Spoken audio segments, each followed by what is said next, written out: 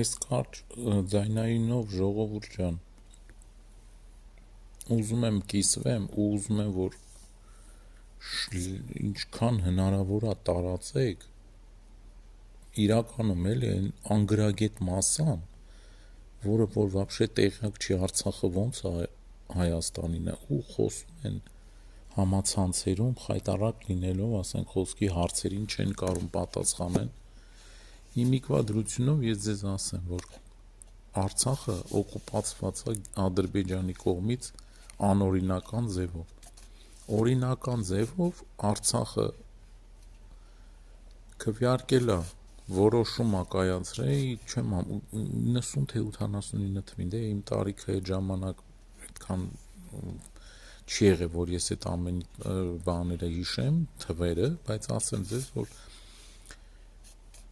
որոշումը կայացվել է, ժողովուրդը քվեարկել է, որ ուզում է միանա Մայր Հայաստանին։ Այդ որոշումը Ադրբեջանի դուր չի եկել, դրանից սկսել են հայերին կոտորել Բաքվում, Սումգայիթում, որ խոսում են այս ժողովուրդը առանց իմանալու, ես զարմանում եմ էլի խոսքի, ասենք դու գոնե բացեք, կարդացեք, նոր մտեք այդ համացանցում խայտառակ արեք ամբողջ ազգին։ Չեք կարող պատասխանեք, մի մտեք, ես չեմ հասկանում, դա ասենք ամոթ բան չի էլի խոսքի, որ մի բան մարդ չգիտի, ես չեմ ասում ես ամեն ինչ գիտեմ։ Հիմա այդ Արցախի հարցը, ել եմ ասում, կարան ընենց անեն, որ մի հատ լավ ճկուն ուղեղով մարդ լինի, դիվանագետ, մի քիչ ամեն ինչից այդ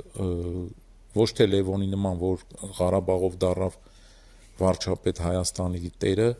ասում է դե տղայեք գնացեք պահեք այս վերջին իր հաղորդումների ժամանակ։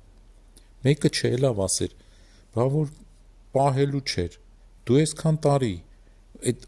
Ղարաբաղյան շարժումով ոնց ես մնում երկրի ղեկավար։ Հարցը դրանում չի, լավ, ես կարճ կապեմ։ Այդ քվեարկումը, որ եղել է Մայր Հայաստանին միանալու համար, թուրքերը դուրս են եկել հայերին սպանելու, այդ բոլորս էլ գիտենք։ Հայաստանից ջոկատները կազմվել են, որ գնան ժողովրդին փրկեն։ Ըտեից է կռիվը բացվել, ըտեից է կռիվը, ասենք Հայաստանը դեսանտ չուներ, որ դեսանտ իջացներ Արցախի վրա, անդե մարդկանց օգնեին։